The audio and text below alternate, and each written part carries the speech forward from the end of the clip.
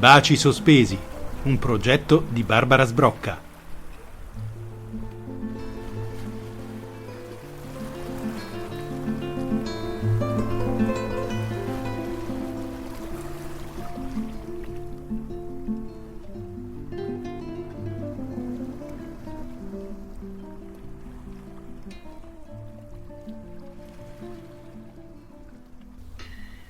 I had been dating for about a year, and I was married at the same time. I was in an open marriage.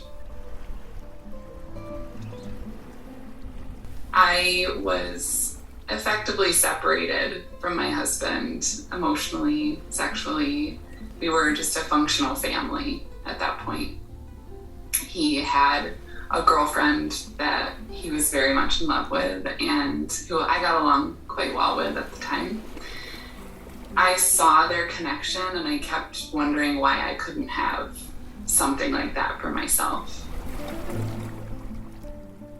I felt myself continually settling for whoever was kind of good enough or interesting enough or entertaining enough. I've been telling friends of mine who are also struggling with dating that everything that was unique and quirky and weird about them was something that someone else would love, and that they shouldn't settle for somebody that didn't love and appreciate every part of them. And I thought to myself, the same could be true for me. I could take my own advice.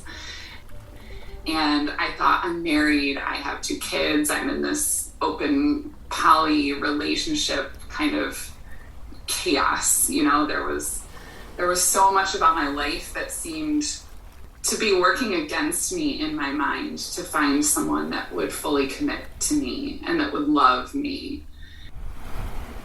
So I thought, okay, it's going to take a while then. I had a number, 8 years. It's going to take me 8 years to get there, right? Like, 8 years from now, I'll be the kind of person that someone will want to love and commit to. What am I going to do in the meantime? I'm going to keep having fun. I'm going to keep dating. I can just have a good time and I can give no fucks. I can just be myself. I can be weird and quirky and I can come on too strong and I can be too much and I can just forget like trying to make things work. And I'm also going to start writing letters to this person that I'm going to meet. So I got out a notebook and I started writing these letters, and I would write every couple of days, every couple of nights, I would write a little letter. And I wrote these letters thinking I was going to have this giant box of letters by the time 8 years rolled around. I met this man who I at first thought, we'll see. You know, it's kind of like this, we'll see about this guy. And he was just very eclectic and eccentric in ways that other people hadn't been.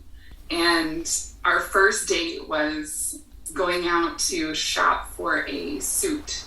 He needed this suit to go to an event the following weekend with another woman, which I was totally fine with because at the time I was, you know, married and dating and everything. Like, I loved the opportunity to like bring out in him what I saw. So like how I was kind of dressing him or the things I was suggesting and the feedback was, I wanted him to look fantastic and feel fantastic at this event he was going to.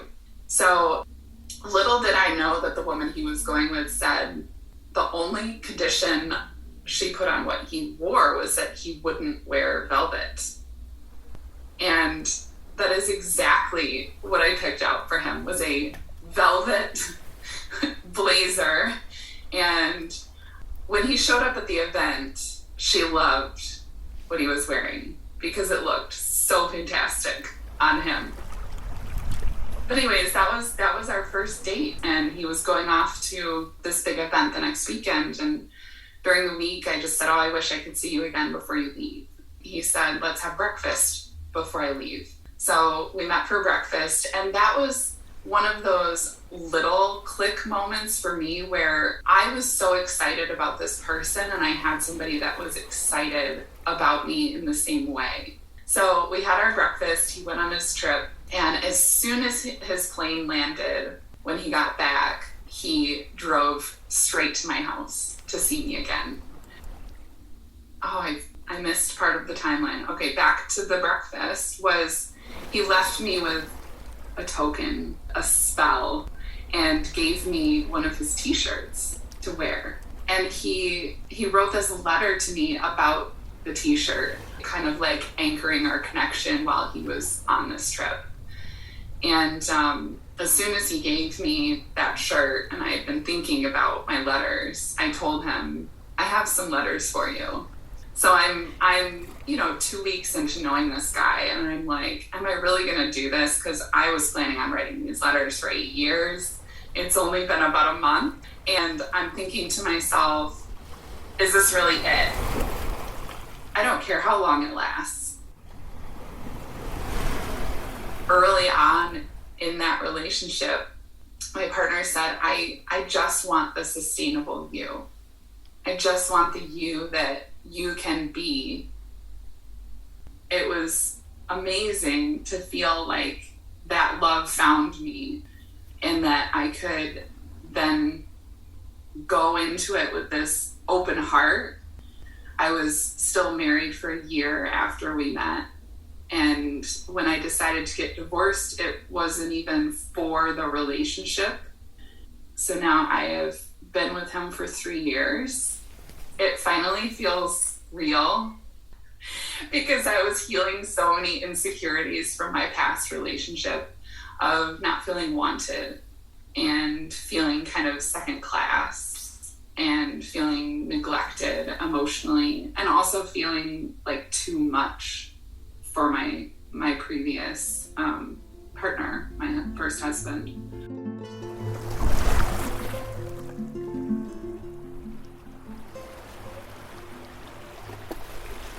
There was one really big moment for me when we had an open marriage already, and I really don't think that that's what caused the end of the relationship. I think it's what showed me that the relationship had ended. So my husband's girlfriend was living with us, and I took the spare room downstairs that was my office and bedroom space, kind of my little studio, and they slept upstairs. And I wouldn't usually have anyone else in my room. He didn't come sleep with me, and his girlfriend and I would hang out once in a while, but it was not like a regular nightly thing. And there was one particular night I was feeling especially emotional, sad. I didn't want to be alone, and I asked him if he would just come lay with me and hold me. And it took so much courage for me to ask him for that in that moment. I felt so vulnerable, and I always felt like I was taking him away from his girlfriend. So he came and laid with me, and we ended up having very neutral sex. It was like not good, but it wasn't bad, and it didn't hurt. And I thought we'd made progress because it had been painful for me, and it had been difficult, and it had been really not good. And it also made me sad that neutral was progress, that this was something that I was hanging on to and like celebrating that it wasn't painful. And so I asked him if he was going to sleep with me, if he was just going to sleep next to me, in my room. And he said, I don't think I can sleep down here. I'm just not familiar with this space. I don't think I'll be able to sleep. And that crushed me. And probably about an hour later, I had to go to the bathroom. I went upstairs to use the restroom, and I heard him with his girlfriend in their bedroom. the next morning, I confronted him and I just asked him if he had gone and had sex with her the night before after he left my room, and he said, "Why does that matter?"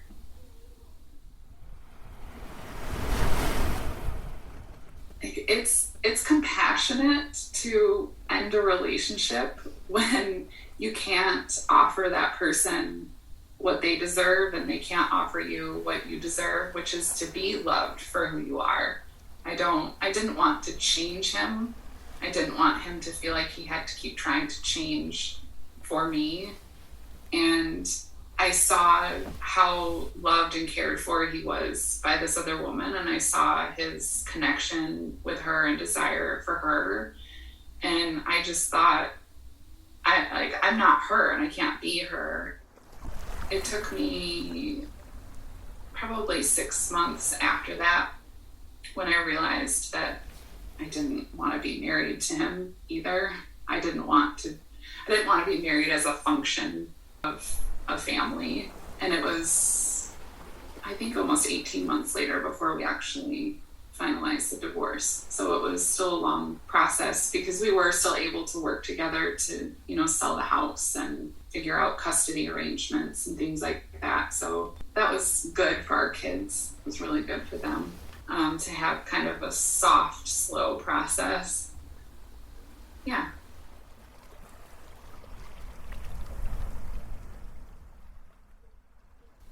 In my tiny little town that I grew up in, divorce was not good. You get married, you stay married forever. My grandparents got married when they were 15 and they're still alive and married today. I'm someone who likes really, really deep relationships. I like having that one person that just knows everything about me, and that person that's my best friend. When you think about humans, like relationally, we are all non-monogamous. None of us have one relationship in our lives. It's impossible. You can't exist as a human without other relationships. And every relationship is unique. Every relationship is different. Humans are fascinating. I don't really want to have friends with benefits outside of my relationship. I would rather keep friends.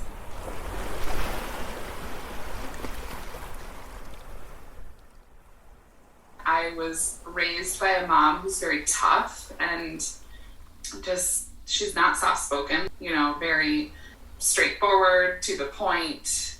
But I saw my mom have that kind of fun with her friends, that very adult humor. It's just for us. So I feel like in my relationship now, I get to have that part of myself because, humor, when you have a certain level of intelligence with your humor, you can really whip out some jokes. So I feel like my partner is just able to play in that way with me. And physically, I love to just kind of wrestle with him.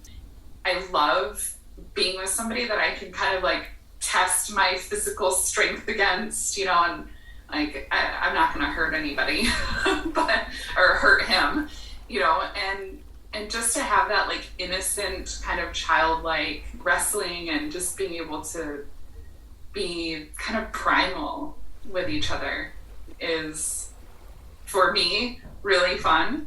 And I am well matched in that, which is what makes it fun, is having somebody that wants to play the way that I want to play.